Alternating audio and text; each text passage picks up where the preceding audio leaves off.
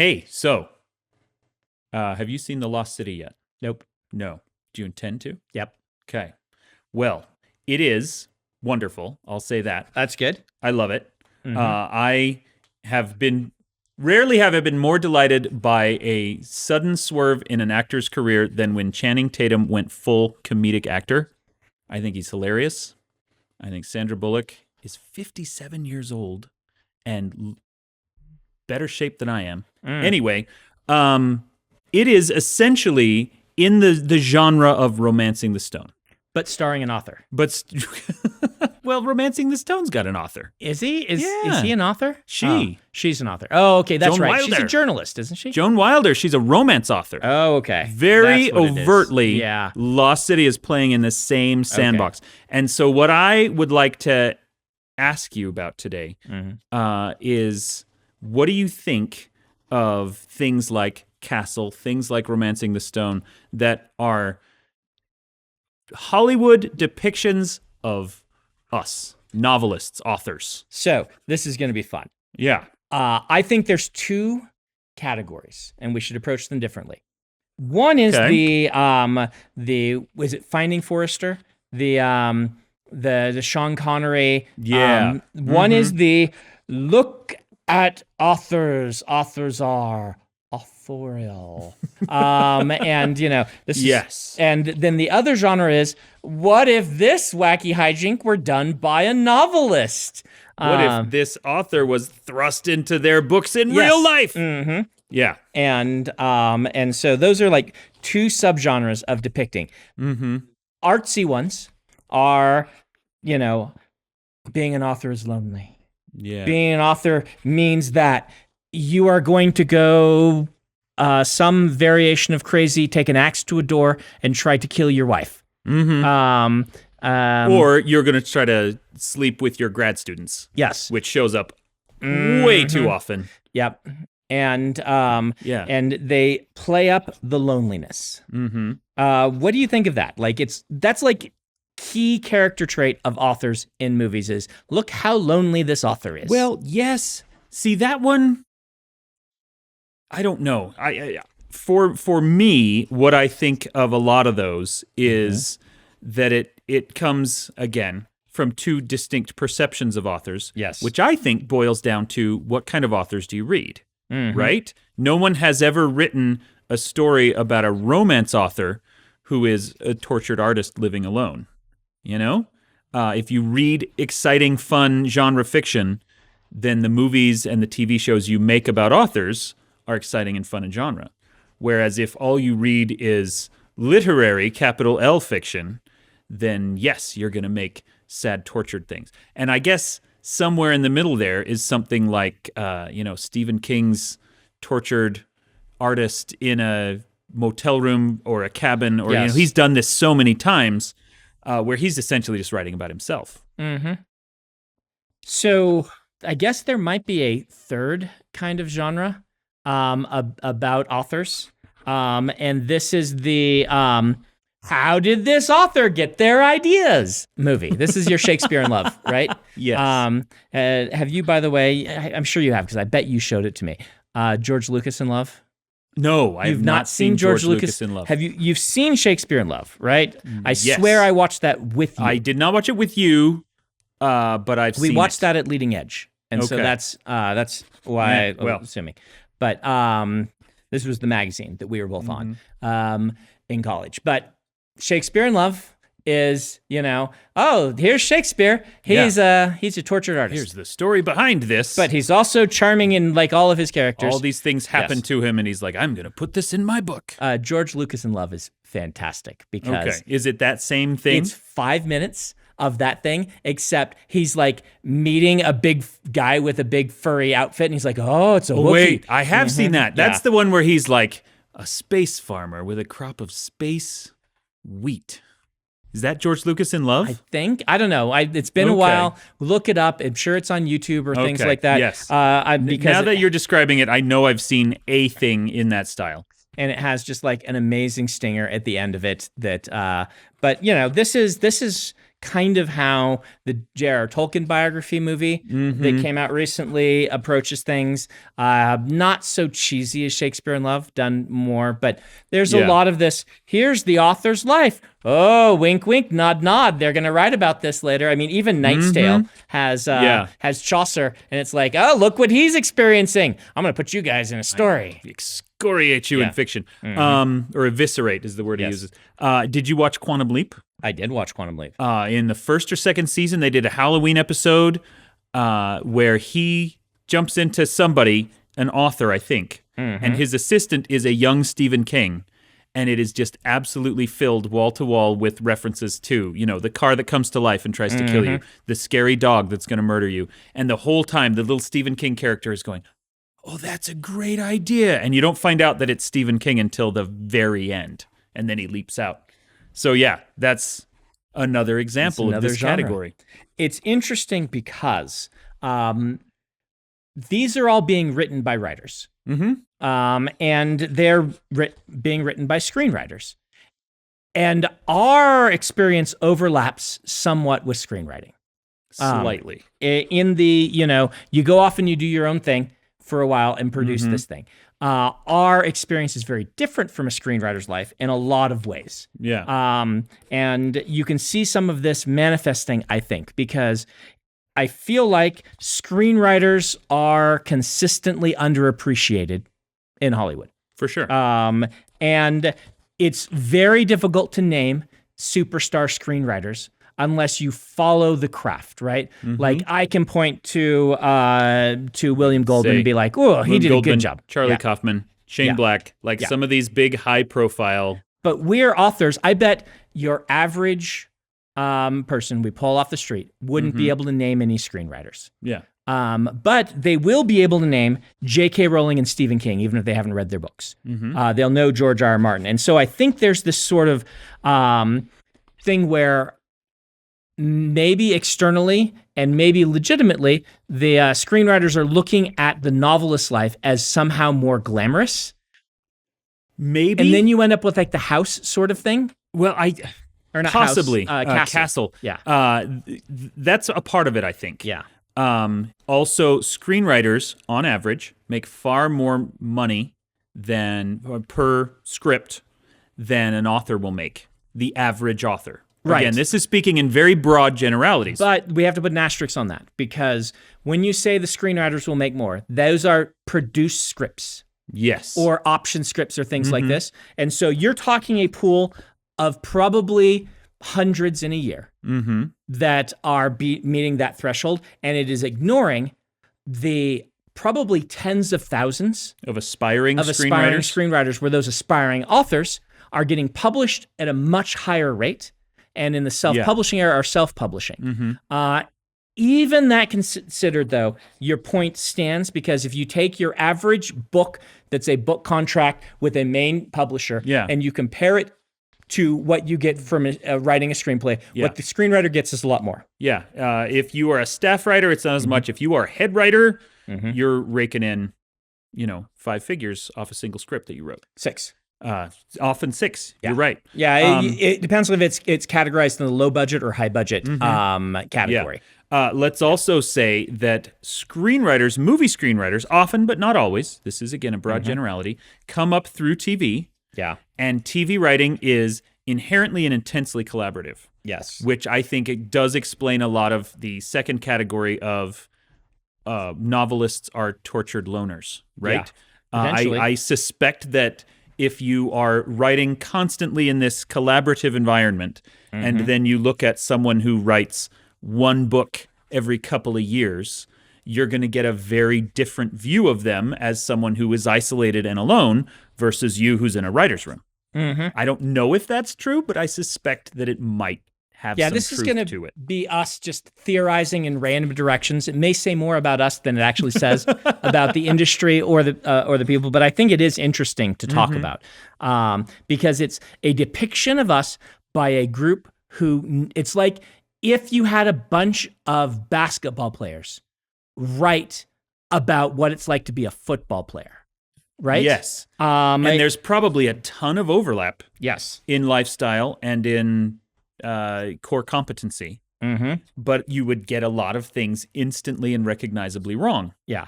So what for you are some of those things that are instantly, recognizably, consistently wrong? I'll save you from that and give you one while you're thinking. Okay.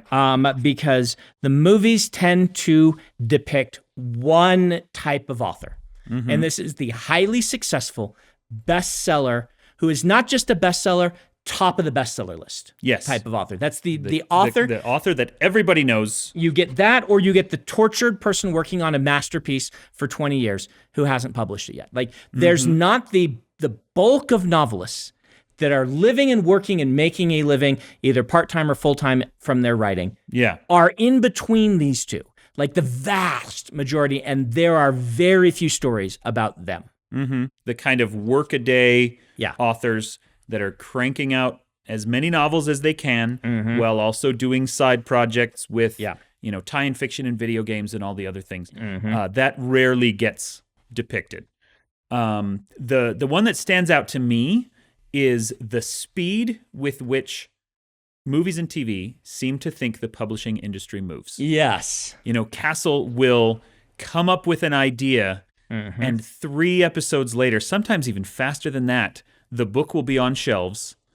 And nope, that is even the fastest working authors, the ones who are big enough names to have whole portions of their publisher essentially working for them. Yeah. They don't turn things around that fast. Now, the fastest we've turned around something is 6 months.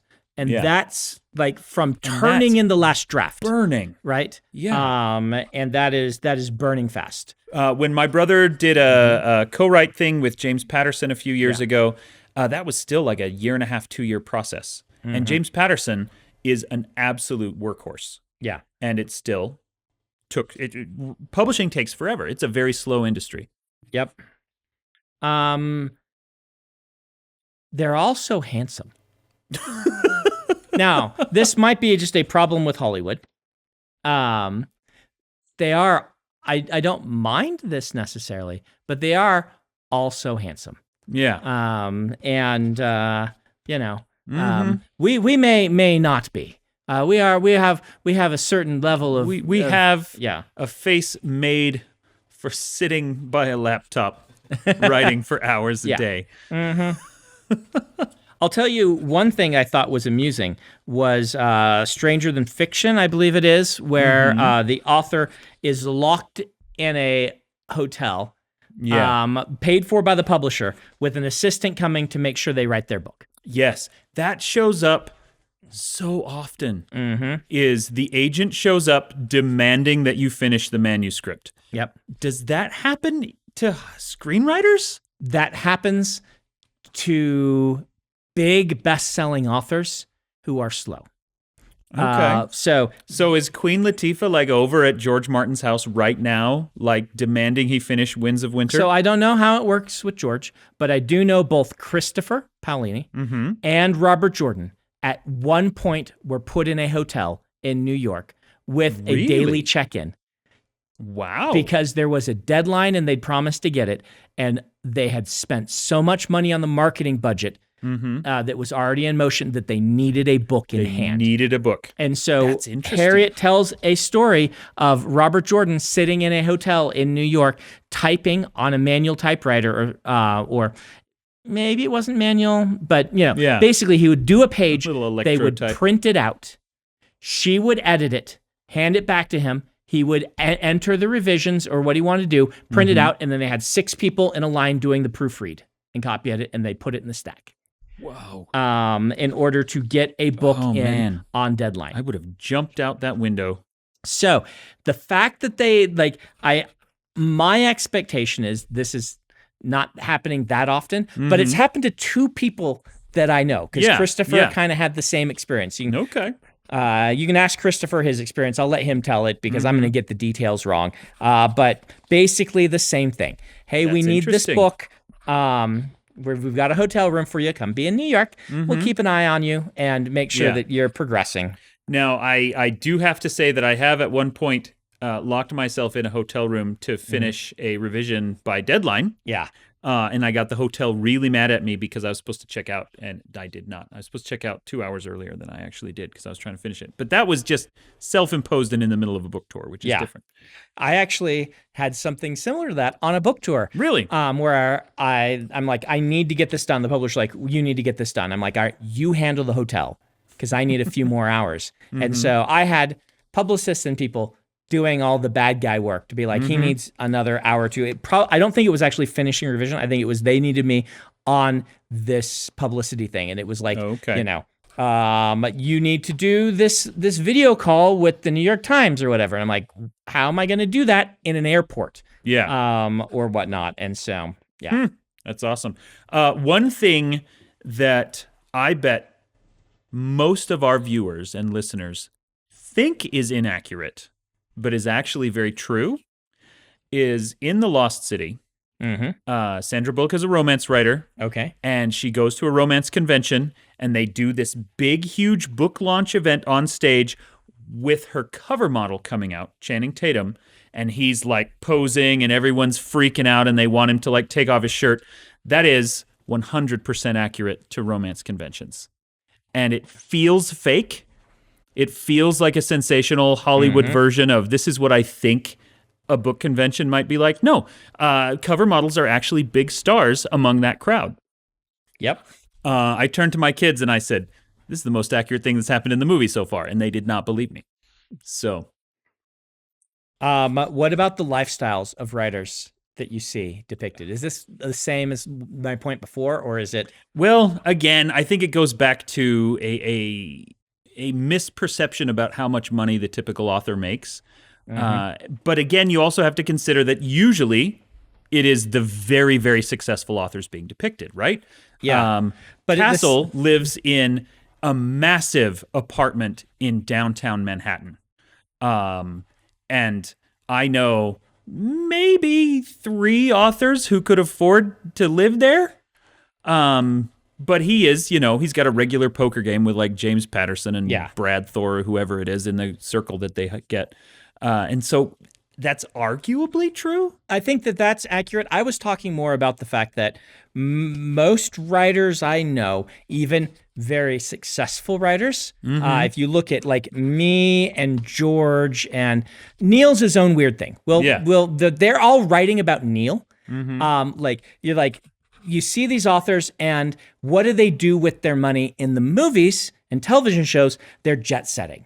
They're moving and hobnobbing with the elite. They're going to the swanky things in New York or in LA. And everybody wants like, hey, come to our cool event. And if you're Neil Gaiman, yes, because he is very much a rock star. He cultivates that persona. Yes. The rest of us, what are we doing? Nobody wants us at a fancy party. No. People don't call and I don't. Nobody says, who's that doughy-faced balding guy in the corner? Yeah. Let's absolutely get him out here so he can, like, sign people's chests. Like, sorry. And, like, writers kind of like to spend time alone writing. It's part of what draws you to the job. And so going on these big excursions and adventures to a lot of us is a little tiring. Doesn't mean we don't sometimes do it, but it's not the lifestyle. There are absolutely extroverted authors. There are. I know several. The majority of us are introverts who are very good at faking it. Yeah. You know? But like, if you look at, I've got a good friend whose name I'm not going to mention, right? Okay. But he's kind of in the same wealth category that I am, shall we say. He collects Ferraris. Oh. Yes. Well, there you go. And travels on his private jet everywhere he wants to go. Well, now I know who this is. I collect magic cards.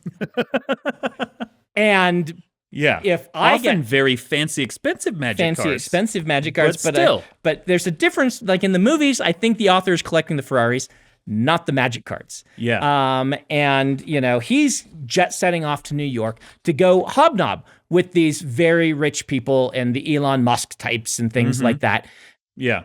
I maybe go to a science fiction convention, right? Or something like that. Like, so. Well, and I think this might come back down to the difference in the screenwriters who are writing about the novelists, Right. Because ours is an industry in which a certain amount of networking is valuable, but it is not requisite. Yeah. Whereas if you have a job screenwriting, you are an expert networker. Yeah. You have gone out of your way to not only make friends, but to learn how to make friends, to make all of the connections, to leverage those connections. And so I think it's very natural to have the idea that novelists are the same way. Yeah. I mean, I get a window into this world these days. Like before COVID, I was doing a decent number of trips to LA in order to try to sell properties, right? And to get these things going. And so I ended up at some of these dinners and things. And this is just normal to them.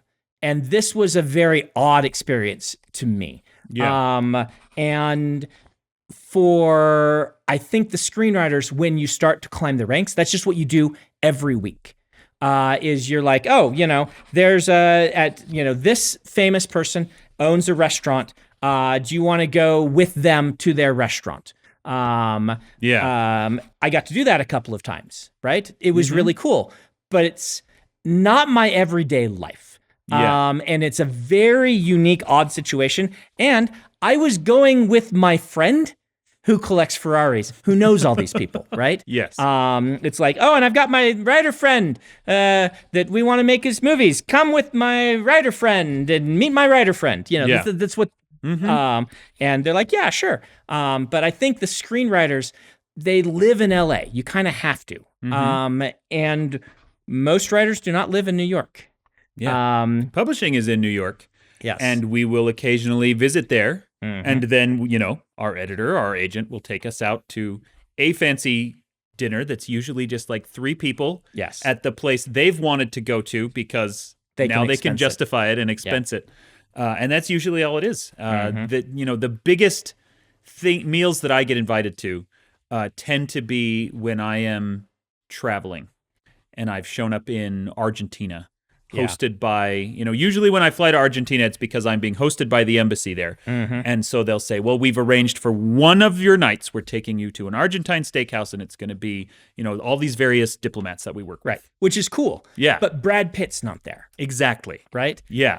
And in the movies, it feels like that's what they have the authors doing. Maybe I'm wrong. Maybe I'm overemphasizing that. Well, and also usually those kinds of dinners are not for networking purposes. No. We are, whether it's a group of diplomats who work in an embassy or it's a group of agents or editors who work in a publishing house, it is their one chance to get out and go to a fancy place. And you're not there to do business. You're there to enjoy the fact that this is the one time you get to go to a fancy place. Right. And there is a little bit of, let's make sure the publicist knows your face, right? Like there is some legitimate business to that, but it's not like you're sitting and talking. It's not like you're sitting, talking business, cutting a deal right there. Yeah. So, getting back to that first category, the Lost City category. Okay. I am wondering about different genres. The idea that, we want to tell a movie in which author of X genre gets pulled into a real-life version of their genre. That happens a lot with romance. Lost City, Romancing the Stone, Jewel of the Nile. That's what Castle is mystery writer solves mysteries. Yep.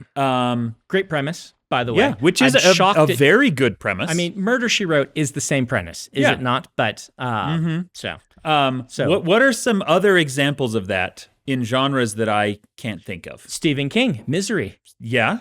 Right? Like, yeah. That's He writes so many stories in which an author gets pulled into a horror scenario. Yeah. But that is very unique to him. I can't think of too many other horror or thriller authors that are talking about kind of nightmare horror scenarios. For authors. I mean, Misery did it so well that it's kind of like, why bother? Why do another one? There's Inferno by Larry Niven and Jerry Pournelle is about an author who's at a science fiction convention, one of the parties that we've been to many, many times, which are not as interesting as they sound. Gets drunk, falls out a window, dies, and wakes up in the Inferno, Dante's depiction of it. And so that's a fantasy science fiction author. They would say they didn't write very much fantasy, but this is totally a fantasy. Yeah. authors writing about an author who gets to go to hell. So Yeah. Have I told you the author meta story I want to write? no, go ahead.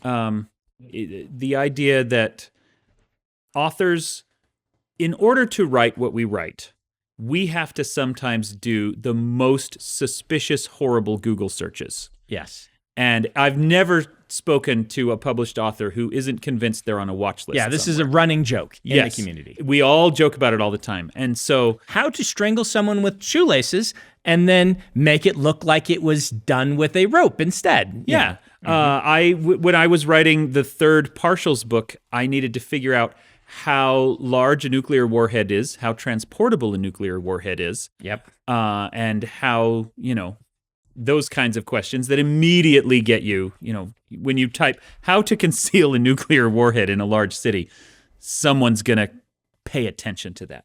And so the idea is that there's kind of a mid-list thriller writer who's at a big convention and he's talking, and a group of actual terrorists hear him say this on a panel and approach him under the guise of, we want to write, we're actually movie producers. We need you to write this book or this script or whatever. But really, it's just a front for him to do all of their clever Google searches for them, because he's presumably already on a safe list. And when the NSA is like, oh, we got another flag of someone trying to hide a dirty bomb. Oh, it's that guy. Yeah, he's an author. Don't worry about it.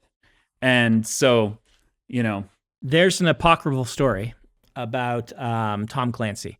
Okay. And the story goes, I've heard this fourth hand, so I'm going to guess it's not true. But story goes, Tom Clancy knows lots of people in the FBI, CIA, NSA, all these people, because, they're fans of his books, and he's often doing research, and he's building a new book. And he's got this cool idea for a technology that could go rogue, and things like this. And he goes in, and he's doing this technology, and then he gets a call a little bit later, gets pulled in the room. They're like, okay, we're developing that right now. Please don't write this book.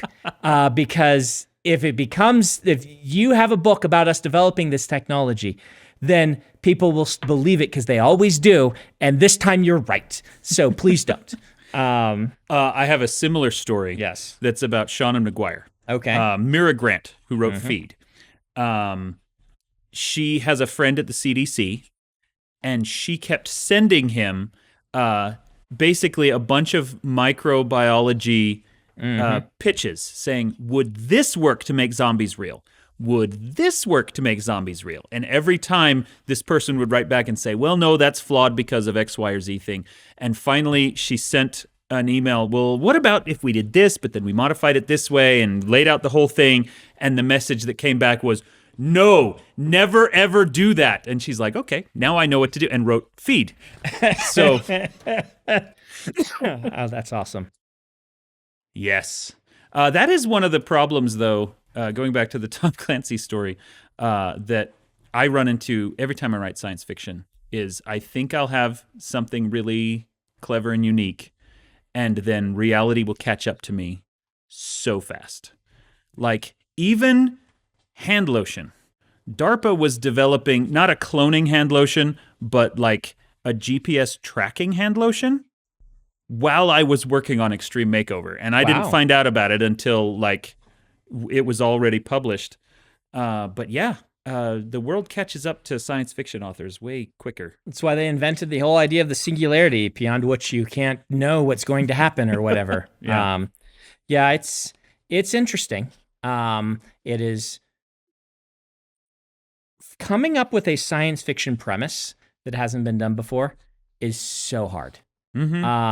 Those workhorses, we talked about workman-like writers who are writing every day. You're Isaac Asimovs, who wrote 300 novels, not counting short stories. And those people working back in the golden and silver age of science fiction, they thought of a lot of ideas. They did it with a lot of things.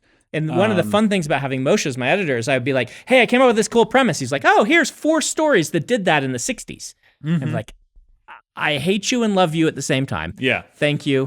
Thank you for that. That was a moment of victory for me when I told him, I'm going to do a book about cloning. And he's like, everyone's done a book Yeah. about cloning. And I said, well, has anyone done it with hand lotion? And he couldn't think of any prior examples. So, Yeah, Legion, the first story is about a camera that can take pictures of the past. mm-hmm. That was when I told him, he's like, oh yeah, here's this story, this story, this story. Don't do what this one did. That didn't turn out very well. Do what this one did. I'm Yeah. like, Well, and he always motion. had that attitude of, yes, this has been done 100 times, but no one's seen you do it Yeah. before. And that's the healthy response. It was a healthy response, but Yeah. it was always a little frustrating. We were like, which one? And yeah. Okay, so here's what I want to do. Mm-hmm. We've got our 3 categories, right? There is author gets sucked into genre story Yes. in real life. There is author as tortured loner. Yes. And then there is, what was our third one? Author gets inspired to write their yeah. stories by real life mundanity. Real life events inspired book that we all know and love. Yes. Okay. I want to hear the Brandon Sanderson version of each of those 3. Oh, wow. All Okay. right. All right. Only if we can have the Dan Wells version as well. Sure. Okay. Brandon Sanderson version of get sucked into his own story. I mean, it's got to just be a portal fantasy, right? It would have to be. I mean, it feels like the mangas that we joke about that have the really long titles, that half of them are this. Person from our world gets sucked into cool fantasy world. Now here's how they deal with it. Yeah. So I don't know if there's like, that seems like quite the trope, and it would be hard for me to figure out how to do it my way. Without it just being a repeat of what's been hashed over and over again. Yeah. Now, Earth canonically is not part of the Cosmere. It's not. So No. it could not be a Cosmere novel. Couldn't be a Cosmere novel. It could be an Apocalypse Guard novel. Yeah, or it could be any sort Man, of. we should totally put both of us into an Apocalypse Guard novel. We could put both of us into an Apocalypse Guard novel. That's wonderful. What's the Dan Wells version of getting sucked into one of your stories? Oh man, I mean the obvious answer is that there's a supernatural serial killer out there, right? Yeah, but that's boring. Yeah, I gotta come up with something better than that. Like, yeah. I mean, I write in every different genre. You do.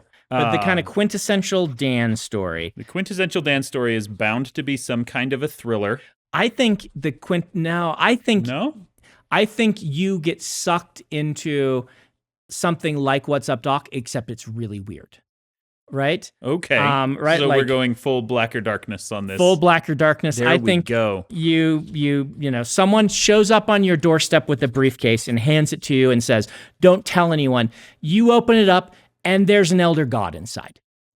Right? Okay. And you're like, "Oh dear." And then hijinks ensue as your briefcase with an elder god in it. Yeah. A Cthulhuoid entity from outside time and space. Is warping reality around you and distorting everything in very twisted and weird and interesting ways. I like this. And then you're on this thriller ride. I want to go full What's Up, Doc with this so that there's 4 cases that are identical and each contains something completely different. One has an AI. One has... something very mundane. It has Brandon's magic cards. One has a bunch of like stolen maple syrup in it. Oh, that's perfect. Yes. And then one is just your normal briefcase that has whatever weird stuff you carry around in it, you know. And then, you my know. Bluetooth keyboard. Yes. My book plates and my markers for signings. Awesome. All right. So Genre 2. Genre 2, Tortured Loner. Tortured Loner. Oh, Yeah. man. What's the story of Brandon the Brandon Tortured as Loner? Tortured Loner. Brandon is Tortured Loner. It's working at the hotel.